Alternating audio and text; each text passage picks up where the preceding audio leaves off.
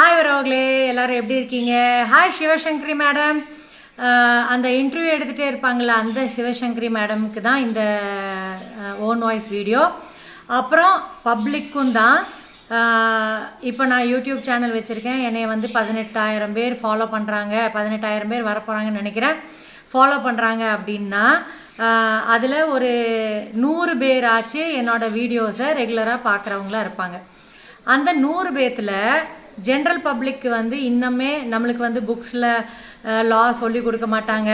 கல்யாணம்னா என்ன, எப்படி வாழணும், கல்யாண வாழ்க்கை கசக்குதுன்னா என்ன பண்ணணும், நம்மளுக்கு நிம்மதி கொடுக்கல, நம்மளை வந்து சாகடிக்கிற நிலைமைக்கு இருக்குது கல்யாண வாழ்க்கைனா அதுலேருந்து எப்படி வெளியே வரணும், நம்ம டிவோர்ஸ்னால் என்ன, எதுவுமே நம்மளுக்கு வந்து பாடத்தில் ஸ்கூலில் வந்து சொல்லி கொடுக்கறது கிடையாதுல்ல உறவுகளே.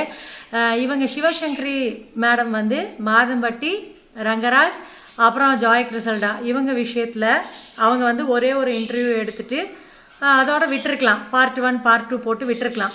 ஆனால் இவங்க ஒரு பொண்ணாக இருந்து ஜாய் கிறிசல்டாவுக்கு நியாயம் கிடைக்கணும், அவங்களுக்குல அவங்க குழந்தைக்கு அது பாவம், அந்த குழந்தை என்ன பாவம் பண்ணுச்சு அப்படின்னு அவங்க ரொம்ப ஃபீல் பண்ணுறனால போய் வீடியோ எடுத்து, இன்னமே நேற்று கூட ஒரு வீடியோ வந்துச்சு பீச்சில் வந்து பர்த்டே செலிப்ரேட் பண்ணுற மாதிரி.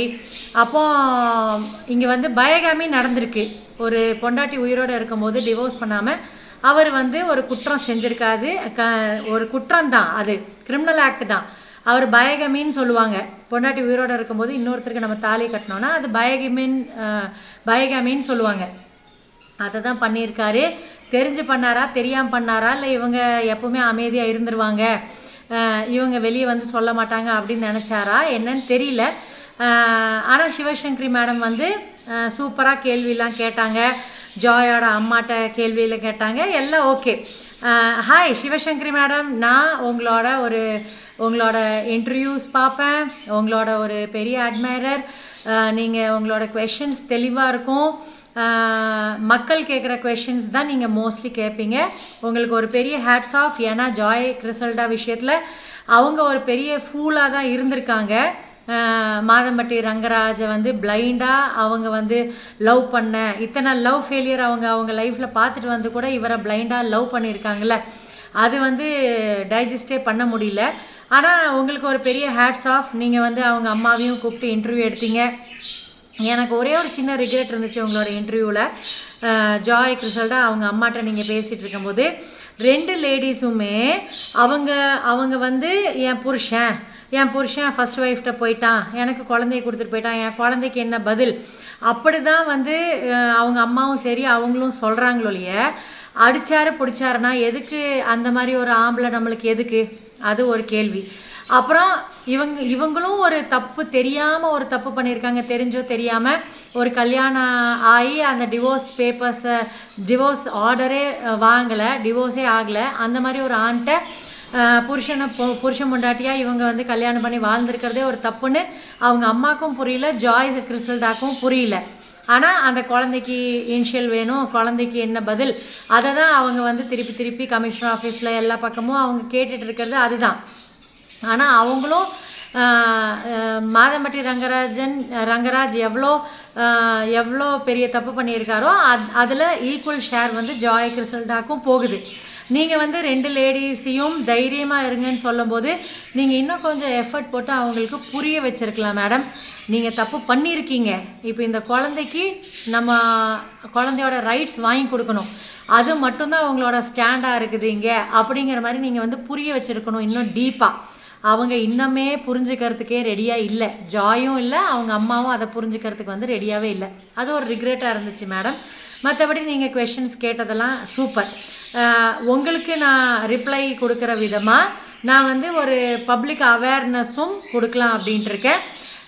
இப்போது ஒருத்தர் கல்யாணம் பண்ணுறோம், மோஸ்ட்லி நம்ம வந்து கோயிலில் வச்சு மண்டபத்தில் வச்சு கல்யாணம் பண்ணுறோம். முடிஞ்ச வரைக்கும் அதை வந்து ரெஜிஸ்டர் மேரேஜாக பண்ணுறது நல்லது. அதுக்கப்புறம் ரெஜிஸ்டர் பண்ணுறது நல்லது, அந்த கல்யாணத்தை ரெஜிஸ்டர் பண்ணுறது ரொம்ப நல்லது.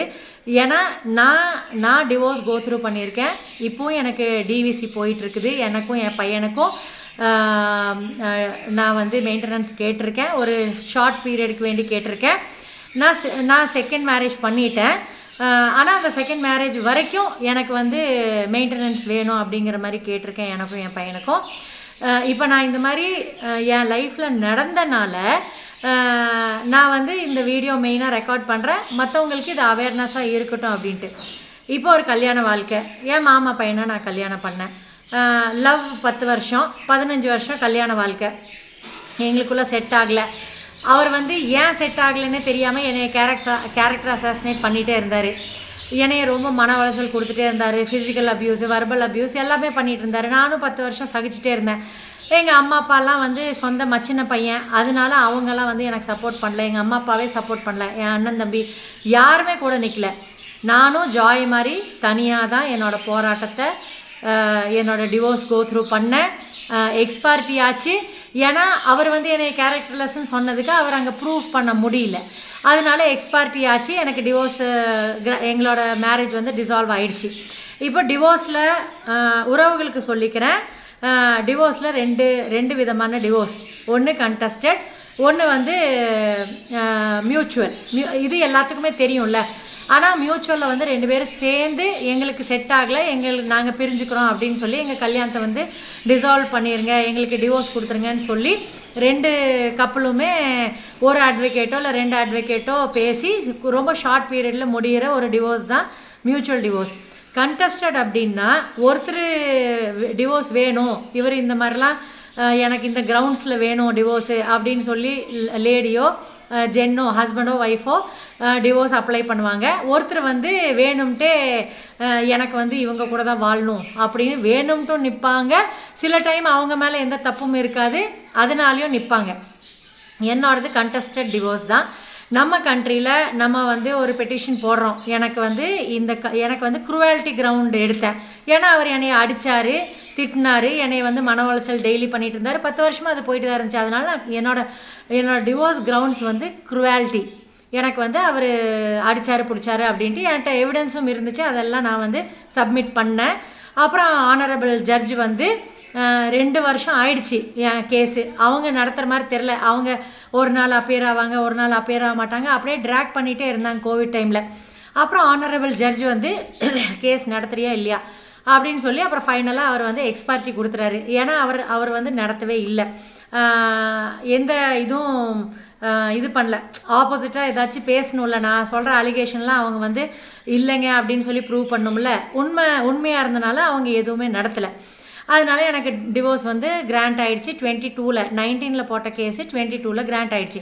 ஆனால் நிறையா மக்கள் வந்து என்கிட்ட கேட்பாங்க, டிவோர்ஸ் கொடுத்துட்டாரா? அவர் என்னங்க டிவோர்ஸ் கொடுக்கறது? நம்ம வந்து கோர்ட்டில் சப்மிட் பண்ணுறோம் பேப்பர்ஸு, எவிடன்ஸு, இது மாதிரி நடந்திருக்கு, எனக்கு இவர் கூட வாழ இஷ்டம் இல்லைன்னு நம்ம வந்து கேஸ் கொடுக்குறோம். அது வந்து ஆனரபிள் ஜட்ஜு பார்த்துட்டு அதில் உண்மைத்தன்மை இருந்துச்சுன்னா லேடிக்கு, அந்த விமனுக்கு சப்போர்ட்டிவாக ஜட்ஜ்மெண்ட் வரும், இல்லைனா அந்த ஆணுக்கு சப்போர்ட்டிவாக ஜட்ஜ்மெண்ட் வரும். இதுதான் அங்கே நடக்கும். மியூச்சுவல்னால் 2 பேரும் சேர்ந்து வாங்குறது. இது இல்லாமல் ஜுடிஷியல் செப்பரேஷன் வந்து இப்போ தான் நீங்கள் எல்லோரும் கேள்விப்படுறீங்க ஜாய் கிறிசல்டா விஷயத்தில். இது எனக்கு ஆல்ரெடி சில ஃப்ரெண்ட்ஸு இந்த மாதிரி இருக்கிறாங்க ஜுடிஷியல் செப்பரேஷனில். ஜுடிஷியல் செப்பரேஷன் அப்படின்னா என்னென்னா, எனக்கும் என் பொண்டாட்டிக்கும் செட் ஆகலை, நாங்கள் தனித்தனியாக வாழ்கிறதுக்கு ரெடி ஆகிட்டோம். அது நாங்கள் பெட்டிஷன் போட்டோம், அது கிராண்ட் பண்ணிடுவாங்க. சரி நீங்கள் 2 பேரும் தனியாக வாழுங்க, உங்களுக்கு எப்போ தோணுதோ சேர்ந்துக்கோங்க, தோணும் போது நீங்கள் டிவோர்ஸ் பண்ணிக்கோங்க அப்படிங்கிற மாதிரி ஒரு 2 கட்டான நிலை. அந்த நிலைமையில தான் ஜாய் கிறிசல்டாக்கு வந்து மாதம்பட்டி ரங்கராஜ் கிடச்சிருக்காரு. அவங்க வந்து ஜுடிஷியல் செப்பரேஷனில் இருந்திருக்காங்க. ஆனால் இவங்க வந்து வேணும்னு அப்படின்னு நினச்சிக்கிட்டாங்களா, தெரிஞ்சோ தெரியாமையோ அதை வந்து அவர் வந்து ஹோப் கொடுத்துருப்பார்ல, இல்லை என் பொண்டாட்டிகிட்ட எல்லாம் முடிஞ்சிருச்சு, நான் வந்து டிவோர்ஸ் வாங்கிடுவேன், அந்த மாதிரி ஏதாச்சும் ஹோப் கொடுத்துருப்பாரு. அதனால தான் ஜாய் கிறிசல்டா வந்து கன்வின்ஸ் ஆகி இவங்க கூட 2 வருஷம் புருஷன் முண்டாட்டியாக கல்யாணம் பண்ணி தாலி கட்டி புருஷன் முண்டாட்டியாக அவங்க ஜாய் கிறிசல்டா சைட்லேருந்து இது வந்து வேலிட் கல்யாணம், நான் வந்து கல்யாணம் பண்ணியிருக்கேன், இது என் புருஷன் அப்படின்னு. ஆனால் அது வந்து பயகாமி அப்படின்னா ஒரு பொண்டாட்டியோ புருஷனோ உயிரோடு இருக்கும்போது டிவோர்ஸ் வாங்காமல் நம்ம யாரையாச்சும் கல்யாணம் பண்ணோன்னா அது திருட்டு கல்யாணம். அது வந்து லா வந்து ஒத்துக்காது, அதில் எந்த ரைட்ஸும் அந்த பொண்ணுக்கு கிடையாது. ஆனால் குழந்தையாச்சுன்னா லிவிங் ரிலேஷன்ஷிப்பும் வந்து அன்மேரிட் பீப்புளுக்கு தான் லிவிங் ரிலேஷன்ஷிப்பு. ஆனால் நீங்கள் வந்து கல்யாணம் ஆனவர் கூட இருந்தீங்கன்னா கூட உங்களுக்கு குழந்தை ஆயிடுச்சுன்னா அந்த குழந்தைக்கு அவர் தான் அப்பா. இப்போ வந்து ரீசெண்டாக ஒரு ஜட்ஜ்மெண்ட் வந்திருக்கு, ஒரு லா வந்திருக்கு, கள்ளக்காதல் இருந்தால் கூட அதில் பிறந்த குழந்தைக்கு இந்த ஒரிஜினல் புருஷன் தான் அப்பா அப்படின்னு சொல்லி கூட ஒரு இது வந்திருக்கு லா. நான் ரீல்ஸில் தான் பார்த்தேன், அது உண்மையாக பொய்யா தெரியல உறவுகளே. அப்போது இதுதான் அவங்களோட இதில் நடந்திருக்கு. இப்போ அவங்க ஜாய் கிறிசல்டா வந்து இந்த குழந்தைக்கு இவர் தான் அப்பா, அப்பா அந்த இனிஷியல் வேணும், அப்புறம் அந்த குழந்தைக்கு என்ன பதில் அப்படிங்கிற மாதிரி தான் கேட்குறாங்க.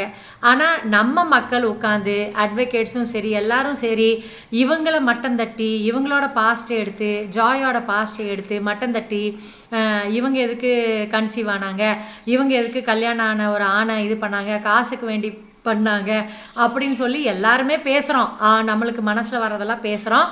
ஆனால் இப்போவுமே சிவசங்கரி மேடம் நீங்கள் அவங்களுக்கு வந்து ஹெல்ப்ஃபுல்லாக இருக்கணும் அப்படின்னு நினச்சிங்கன்னா கண்டிப்பாக கமிஷனர் ஆஃபீஸ்லேருந்து 1 மாதம் 1.5 மாதம் ஆயிரும். ஏன்னா கமிஷனர் ஆஃபீஸில் ஒன்று புரிஞ்சுக்கணும், கமிஷனர் ஆஃபீஸில் இவங்க போய் ப்ரெஸ் மீட் கொடுத்தாங்கல்ல, கம்ப்ளைண்ட் கொடுத்தாங்கல்ல, அது வந்து ஒரு கம்ப்ளைண்ட் மட்டும் இல்லை, கமிஷனர் ஆஃபீஸில் டெய்லி ஆயிரக்கணக்கான கம்ப்ளைண்ட்ஸ் போயிட்டுருக்கோம். அதனால ஒன்று ஒன்றா தான் சால்வ் பண்ணுவாங்க. அவங்க ரெஜிஸ்டர் நம்பர் ஏதாச்சும் வச்சு அந்த ஃபைல் நம்பர் அதை வச்சு தானே பண்ணுவாங்க, சீரியல் வைஸ் தானே பண்ணுவாங்க, அதனால டைம் எடுக்கும். நான் அட்வொகேட் கிடையாது சிவசங்கரி மேடம். ஆனால் எனக்கு என்ன தோணுதுன்னா இவங்க கமிஷனர் ஆஃபீஸில் போட்டதாகவே இருக்கட்டும். ஆனால் ஃபர்தராக வந்து இவங்க கோர்ட்டில் இந்த மாதிரி என்னையை சீட் பண்ணிட்டாரு, இவங்க ஒய்ஃப்டேருந்து செப்பரேட் ஆகி வரேன்னு சொல்லிட்டு என்னை சீட் பண்ணிட்டாரு, நான் வந்து கன்சீவ் ஆகிட்டேன், என் குழந்தைக்கு ரைட்ஸ் வேணும் அப்படிங்கிற மாதிரி மெயின்டெனன்ஸ் வேணும் அப்படிங்கிற மாதிரி இவங்க வந்து கேஸ் ஃபைல் பண்ணலாம். திருப்பி சொல்கிறேன், நான் அட்வொகேட் கிடையாது.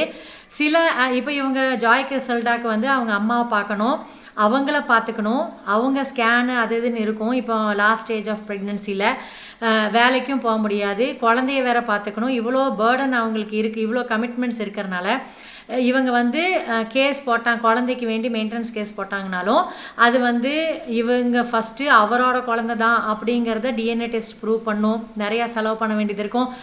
ஏதாச்சும் ஒரு அட்வொகேட்டு உங்களுக்கு தெரிஞ்சவங்க இருந்தாங்கன்னா, சில அட்வொகேட் வந்து கமிஷன் மாதிரி ஃபீஸ் வாங்கிக்குவாங்க. கமிஷன்னா இப்போ இவங்களுக்கு வந்து ஒரு குறிப்பிட்ட லேக்ஸ் பணம் வருது, ஃபார் எக்ஸாம்பிள் ஒரு 50 lakhs வருது அப்படின்னா அந்த குழந்தை மெயின்டைன் பண்ணுறதுக்கு மந்த்லி தான் கொடுக்குற மாதிரி வரும். சொல்கிறேன், ஒரு பேச்சுக்கு சொல்கிறேன், ஒரு 50 lakhs வருதுன்னா அதில் நான் பர்சன்டேஜ் 10% நான் எடுத்துக்கிறேன் ஃபீஸாக, நீங்கள் எதுவுமே செலவு பண்ண வேண்டியதில்லைன்னு சொல்லி நிறைய அட்வொகேட்ஸ் அந்த மாதிரியும் ஃபீஸ் வாங்குவாங்க. சிலவங்க மாதம் வாங்குவாங்க, சிலவங்க ஒரு மெயின் ஹியரிங் இருக்கும்போது மெயின் கேஸில் மெயின் ஹியரிங் போகும்போது மட்டும் ஒரு லம்ப் அமௌண்ட் 3000 5000 அந்த மாதிரி வாங்கிட்டு அப்படி போகிற அட்வொகேட்டும் இருக்காங்க. மூணு விதமாக ஃபீஸ் வாங்குறாங்க. நான் என்னோட கோர்ட் விஷயத்தில் நான் பார்த்த வரைக்கும்.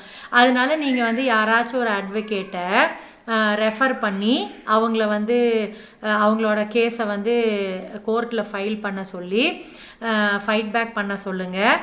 ஏன்னா அவங்க வந்து ஸ்டோரிஸ் போடுறனாலையோ இன்டர்வியூஸ் கொடுக்குறனாலையோ அவங்க குழந்தைக்கு ரைட்ஸ் வந்து கிடைக்காது, மெயின்டெனன்ஸ் கிடைக்காது. அப்படியே இவங்க கோர்ட்டில் போட்டால் கூட 1 வருஷம் ஆகலாம், 2 வருஷம் ஆகலாம், 7 வருஷம் ஆகலாம், 10 வருஷம் ஆகலாம்.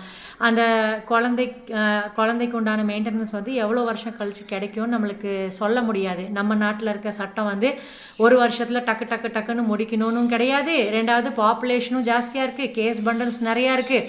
அப்புறம் கோர்ட்டும் வந்து கொஞ்சம் டைம் எடுத்து பொறுமையாக தான், ஏன்னா எந்த சைடு வேணாலும் தப்பு இருக்கலாம், அதனால கொஞ்சம் டைம் எடுத்து தான் கோர்ட்டும் வந்து இவங்களுக்கு அந்த மெயின்டெனன்ஸு கொடுக்கறதுக்கு வந்து இவங்களுக்கு சாதகமாக ஜட்ஜ்மெண்ட் வர்றதுக்கு ரொம்ப வருஷம் டைம் எடுக்கும். அதனால சிவசங்கரி மேடம், உங்களோட இந்த பணி, ஒரு பொண்ணுக்கு நியாயம் கிடைக்கணும், அந்த குழந்தைக்கு நியாயம் கிடைக்கணும். நான் உங்களோட இன்டர்வியூலேருந்து நான் தெரிஞ்சுக்கிட்டது என்னென்னா, அந்த குழந்தைக்கு பாவம், அந்த குழந்தை உலகத்துக்கே வரல, அவங்களுக்கு அந்த குழந்தைக்கு நியாயம் கிடைக்கணும் அப்படிங்கிற மாதிரி நீங்கள் வந்து திருப்பி அவங்களோட வீடியோஸ் போஸ்ட் பண்ணுறீங்க. அதுக்கு ஒரு ஹேட்ஸ் ஆஃப். ஏன்னா ஒரு இன்டர்வியூவோடையே நீங்கள் டிஆர்பி நம்மளுக்கு தேவையான வியூஸ் வந்துருச்சு அப்படின்னு சொல்லி விட்டுருக்கலாம். ஆனால் பரவாயில்ல, அவங்களுக்கு திருப்பி வீடியோஸ் போட்டு நியாயத்தை வெளியே கொண்டு வரீங்க, மக்களுக்கு தெரியப்படுத்துகிறீங்க. அது வரைக்கும் ரொம்ப சந்தோஷம் மேடம். அதை இன்ஸ்பயர் ஆகி தான் நான் ஆக்சுவலி இந்த வீடியோவை எடுத்துகிட்ருக்கேன். அதனால் ஜாய் கிறிசல்டாவை தப்பாக பேசுகிற மக்களுக்கும் நான் என்ன சொல்கிறேன்னா, தப்பாக பேசுனீங்கன்னா அவரையும் தப்பாக பேசுங்க, மாதம்பட்டி ரங்கராஜையும் தப்பாக பேசுங்க. அப்புறம் அவங்களோட பாஸ்ட் எடுத்து பேசுனீங்கன்னா அதுலேயும் எந்த ஆண்லாம் சம்மந்தப்பட்டிருக்காங்களோ அவங்களையும் தப்பாக எடுத்து பேசுங்க. 2 கை சேர்ந்தா தானே கிளாப்பு. இவங்க ஒருத்தர் மட்டும் ஒரு ஆணோட வாழ்க்கையை கெடுத்துட்டு வந்துடலல்ல. அவங்க ஹஸ்பண்ட்டே டிவோர்ஸ் வாங்கியிருக்காங்கன்னா அதுக்கும் ஒரு காரணம் இருக்கும்ல. நல்லா புருஷனாக இருந்தால் வாழ்ந்துருப்பாங்கல்ல. அவங்களுக்கு மிஸ்டர் மாதம்பட்டி ரங்கராஜே தேவைப்பட்டிருக்க மாட்டாங்க. அவங்களோட ஒரிஜினல் ஹஸ்பண்ட், அந்த ஃபர்ஸ்ட் ஹஸ்பண்ட் நல்லபடியாக பார்த்துட்டு இருந்திருந்தா. அதனால் சொசைட்டி வந்து மாறணும். ஆண்ட்ராய்டு மொபைல் யூஸ் பண்ணுறோம், ஆனால் உட்காண்ட்ருக்கிறது இன்னும் டிஓடி ஃபோனில் தான் உட்காண்ட்ருக்கோம் போல் இருக்குது திங்கிங்கில். அது எப்போவும் எந்த தப்பு நடந்தாலும் ஒரு பொண்ணை கார்னர் பண்ணுறது, பொண்ணை அசிங்கமாக கேட்குறது, பணத்துக்கு வேண்டி போனியா, அதுக்கு வேண்டி போனியா, இதுக்கு வேண்டி போனியா, வளைச்சி போட போனியா. இங்கே வந்து பாதிக்கப்பட்டது அவங்க ஒய்ஃபும் தான். ரங்கராஜோட ஒய்ஃபும் விக்டம் தான், இவங்களும் விக்டம் தான். 2 பேருமே ஒரு வகையில் விக்டம் தான். பெண்டுலம் மாதிரி இவர் வந்து நடுவில் டான்ஸ் ஆடிட்டு போயிட்டார். பெண்டுலம் மாதிரி அங்கே பிரச்சனைனா இங்கே பிரச்சனைனா அங்கே, அந்த மாதிரி பண்ணிட்டார் போல் இருக்கு.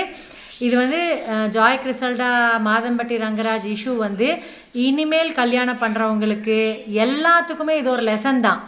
ஒன்று கல்யாண வாழ்க்கை பிடிக்கலன்னா ஃபுல்லாக வெளியே வந்துட்டு கல்யாணம் பண்ணணும், இல்லைன்னா இந்த மாதிரி தான் சிக்கலில் மாட்டிக்கணும், அப்புறம் அசிங்கப்பட்டுட்டு இருக்கணும் அப்படிங்கிறது ஒரு பெரிய லெசன். கல்யாணங்கிறது ஒரு அழகான ஒரு என்ன சொல்கிறது, அம்மா அப்பா எப்படி நம்மளுக்கு புனிதமான ஒரு பாண்ட் இருக்குது நம்மளுக்கு அம்மா அப்பா கூட, அந்த மாதிரி தான் ஹஸ்பண்ட் கூடயும் அவங்களும் நம்மளுக்கு இன்னொரு அம்மா அப்பா தான். கடைசி நிமிஷம் வரைக்கும் நம்மளை பார்த்துக்க போகிறது நம்ம ஹஸ்பண்டோ ஒய்ஃப் தான். அதனால நல்லா வயசாக சூஸ் பண்ணணும். குடித்தாங்கன்னா, சந்தேகப்பட்டாங்கன்னா, லவ் பண்ணுற காலத்துலேயே இந்த மாதிரி கெட்ட பழக்கம்லாம் இருக்குன்னா போக போக சரியாயிரும் அப்படின்னு யாரும் கல்யாணம் பண்ணாதீங்க. அதுக்கு சிங்கிளாக இருந்தே செத்தரலாம், ஆணாக இருந்தாலும் சரி பொண்ணாக இருந்தாலும் சரி. அப்புறம் சகிப்புத்தன்மை வேணும். மேரேஜ் பொறுத்த அளவுக்கு சகிப்புத்தன்மை வேணும். ஒருத்தர் தப்பே பண்ணால் கூட அந்த தப்பை வந்து ஏற்றுக்கிட்டு அவங்கள திருத்த முடிஞ்சால் திருத்தணும். இல்லைன்னா நம்ம டீசெண்டாக அதுலேருந்து லீகலாக எப்படி வெளியே வரணுமோ அதை தான் பார்க்கணும். அடித்து மிதித்து ஹஸ்பண்டையோ ஹஸ்பண்டை ட்ரம்முக்குள்ளே கட் பண்ணி போடுறதோ, பொண்டாட்டியை வந்து குக்கரில் வேக வைக்கிறதோ எந்த ஒய்ஃபும் ஹஸ்பண்டும் பண்ண தேவை கிடையாது.